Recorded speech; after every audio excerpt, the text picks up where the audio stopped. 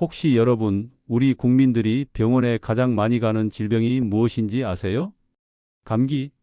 허리 통증? 아니요.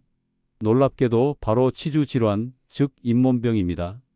국민건강보험공단의 통계에 따르면 매년 치주질환으로 병원을 찾는 환자 수가 수백만 명에 달하며 이는 다른 어떤 질병보다도 압도적인 1위를 차지하고 있습니다.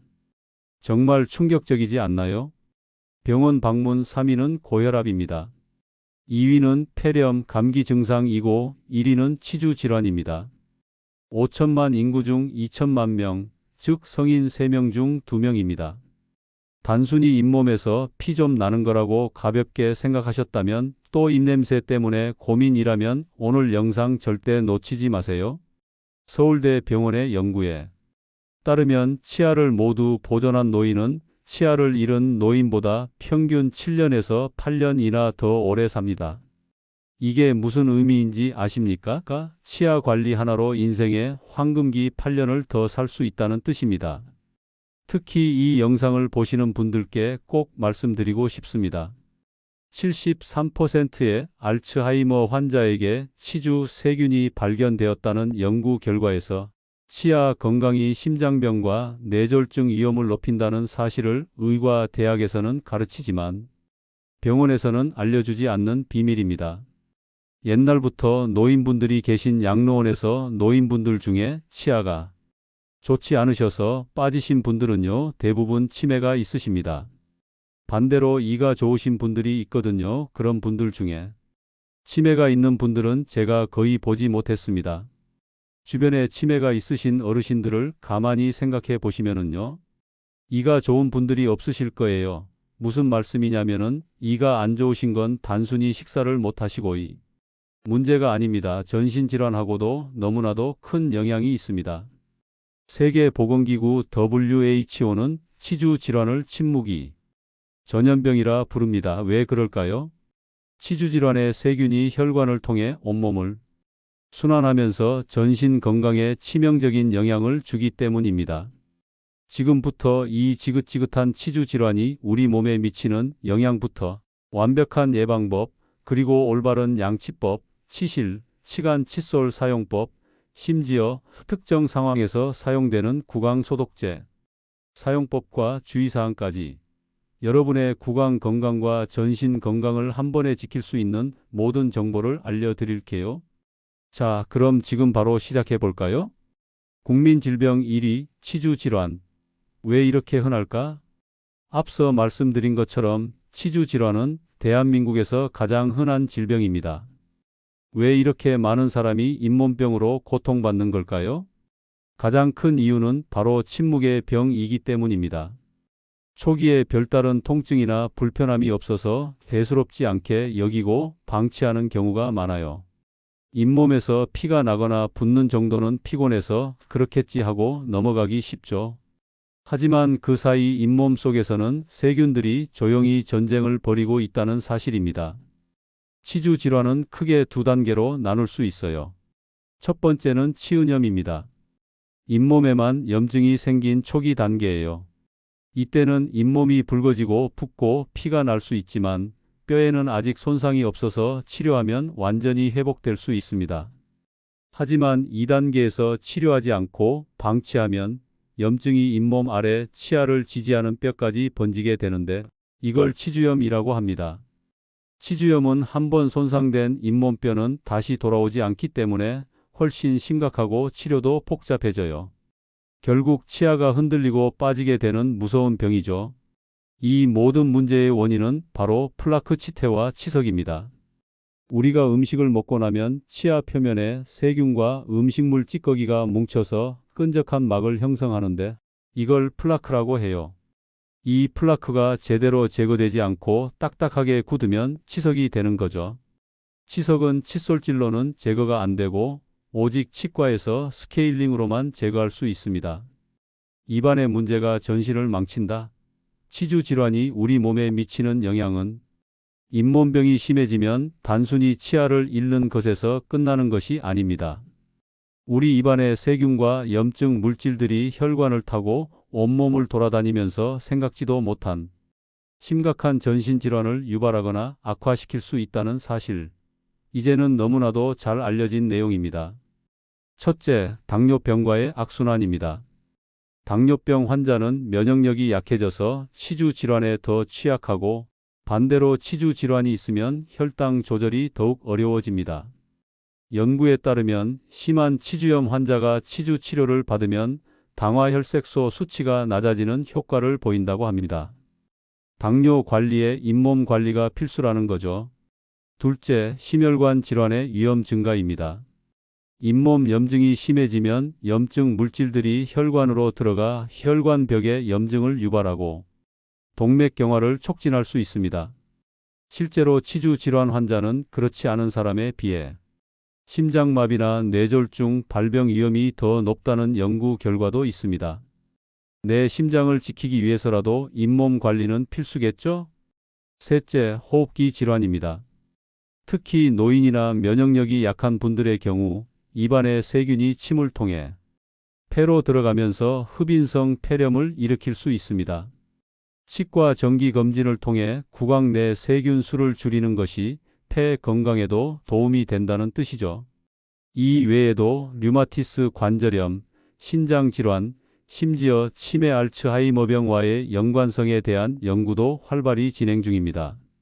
입안의 작은 염증이 전신 건강에 이렇게나 큰 영향을 미친다는 사실 정말 놀랍지 않나요? 이제 치주 질환은 단순히 치아의 문제가 아니라 우리 몸 전체의 건강과 직결된 중요한 문제라는 것을 꼭 기억해야 합니다. 치주 질환 충분히 예방하고 치료할 수 있습니다. 그렇다면 이 무서운 치주 질환 어떻게 예방하고 치료해야 할까요? 핵심은 바로 올바른 구강 위생 관리와 정기적인 치과 검진입니다. 예방의 기본, 올바른 양치 습관. 양치질 매일 하시죠? 하지만 어떻게 하느냐가 정말 중요합니다. 우리가 많은 분들이 칫솔질만 하시기 때문에 열심히 나름대로 관리한다고 하는데도 잇몸 질환이 생겨요. 이렇게 얘기하시는 분들은요, 칫솔질만 하기 때문에 그렇습니다. 무슨 얘기냐면은 우리 입안에 있는 음식물 찌꺼기는요, 칫솔질만 가지고 제거가 안 됩니다. 근데 많은 분들이 왜 칫솔질만 하시느냐, 치약을 많이 짜서 칫솔질을 하시게 되면 일단 입안이 치약 때문에 개운하고 화한 느낌이 듭니다. 그러면은 입안이 왠지 깨끗한 것 같은 느낌이 드시는데요. 실제로는 전혀 그렇지 않습니다. 제가 항상 4가지를 쓰셔야만 여러분들의 구강 건강 관리를 잘 유지하실 수 있습니다. 첫 번째, 수압 세정기입니다. 구강 세정기를 사용하는 것입니다. 물의 압력으로 치아 사이에 음식물을 제거하고 잇몸을 마사지합니다. 3만 원대부터 구입 가능하니 가격 부담도 크지 않습니다. 이 방법은 특히 손떨림이 있는 어르신들께 효과적입니다. 연구에 따르면 물 세정만으로도 잇몸 염증이 37% 감소합니다. 하루 한 번 저녁 양치 전에만 사용해도 효과가 뛰어납니다. 두 번째, 올바른 칫솔질입니다. 대부분의 분들이 칫솔을 너무 세게 문지르십니다. 이는 이를 오히려 잇몸을 손상시킵니다. 올바른 방법은 다음과 같습니다. 칫솔 선택은 부드러운 칫솔모를 가진 칫솔을 선택하세요. 잇몸에 자극을 주지 않으면서 플라크를 효과적으로 제거할 수 있습니다. 칫솔질 방법은 바스법 베스 메서드. 칫솔모를 잇몸과 치아 경계 부위에 45도 각도로 기울여 대세요. 너무 세게 누르지 않고 칫솔모 끝이 잇몸 속에 살짝 들어가도록 합니다. 작은 원을 그리듯이 또는 좌우로 짧게 10회 정도 진동을 주며 닦아줍니다. 이 동작을 치아 하나하나에 집중해서 구석구석 닦아줍니다. 어금니 안쪽, 치아 안쪽 등 놓치기 쉬운 부분도 꼼꼼하게 닦아야 합니다. 하루 2회에서 3회, 한 번 닦을 때 최소 2분 이상 시간을 들여 닦는 것이 좋습니다. 전동 칫솔도 좋은 선택입니다. 칫솔보다 21% 더 효과적으로 플라크를 제거한다는 연구 결과가 있습니다.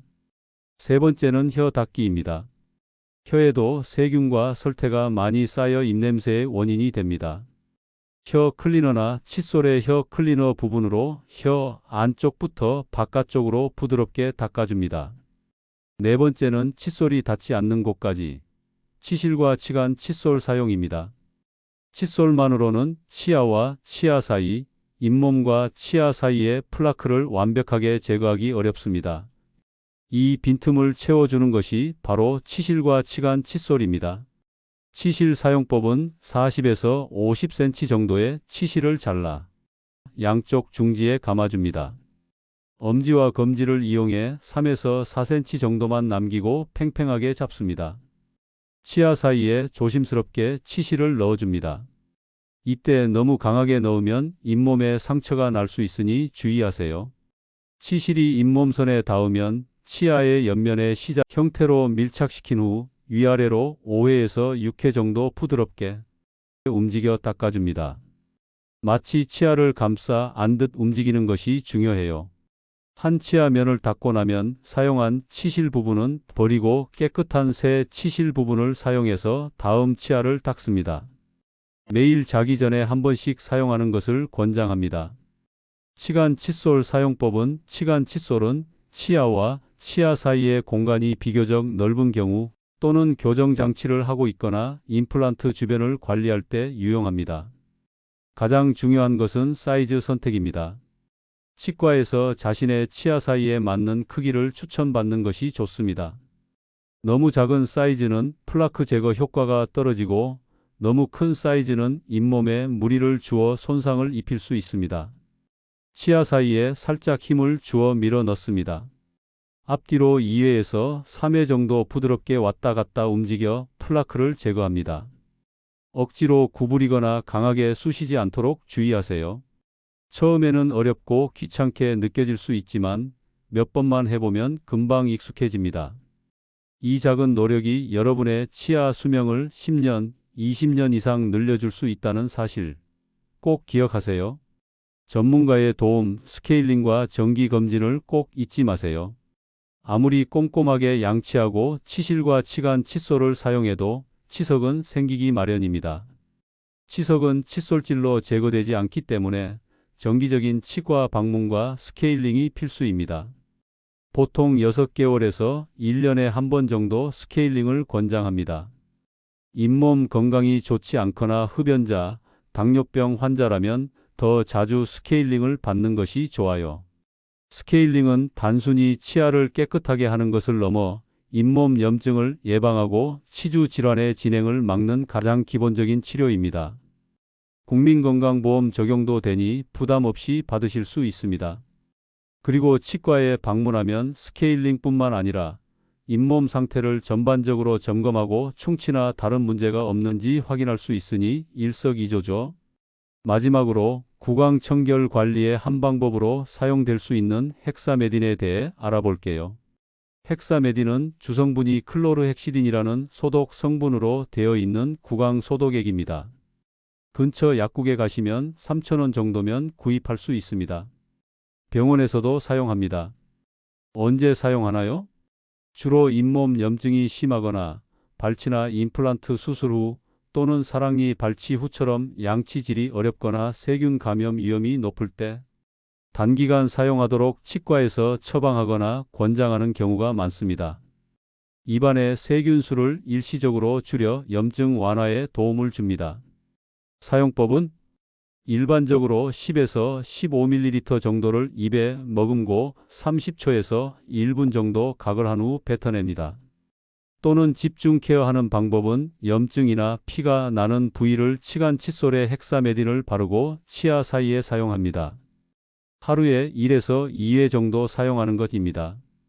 자세한 용량과 횟수는 치과 의사의 지시에 따르는 것이 중요합니다. 하지만 여기서 중요한 것은 주의사항입니다. 장기간 사용 금지입니다. 2주 이상 연속 사용은 금지입니다. 헥사메딘은 장기간 사용하면 치아 표면이나 혀의 갈색 착색을 일으킬 수 있고 맛을 느끼는 감각이 일시적으로 둔해질 수 있습니다. 또한 구강 내 정상적인 세균의 균형을 깨뜨릴 수 있으므로 반드시 치과 의사의 지시 없이 장기간 사용해서는 안 됩니다. 알레르기 반응은 드물게 알레르기 반응이 나타날 수 있으니 사용 후 가려움증이나 붓기 등이 나타나면 즉시 사용을 중단하고 병원에 가셔야 합니다.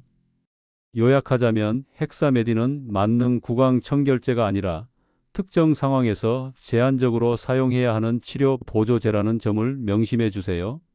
우리의 구강 건강 그리고 전신 건강을 위한 한 걸음 나아갑시다. 오늘 우리는 국민질병 1위인 치주 질환의 심각성부터 우리 몸 전체에 미치는 영향, 그리고 가장 중요한 예방과 치료법까지 정말 다양한 이야기를 나눠봤습니다. 잇몸에서 피가 난다고요? 입냄새 때문에 고민이신가요? 더 이상 방치하지 마세요. 우리 몸의 건강은 입안에서부터 시작됩니다.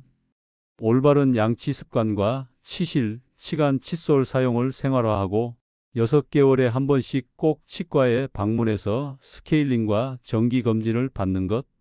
이것이 바로 여러분의 치아 수명을 늘리고 나아가서는 전신 건강을 지키는 가장 현명한 방법입니다. 오늘 영상이 여러분의 구강 건강 관리에 큰 도움이 되었기를 바랍니다. 궁금한 점이 있다면 언제든지 댓글로 남겨주시고요. 이 영상이 유익했다면 구독과 좋아요, 그리고 주변 분들에게 공유하는 것도 잊지 마세요. 여러분의 건강한 미소를 응원하며 힐링팜은 다음에도 더 유익한 정보로 찾아오겠습니다.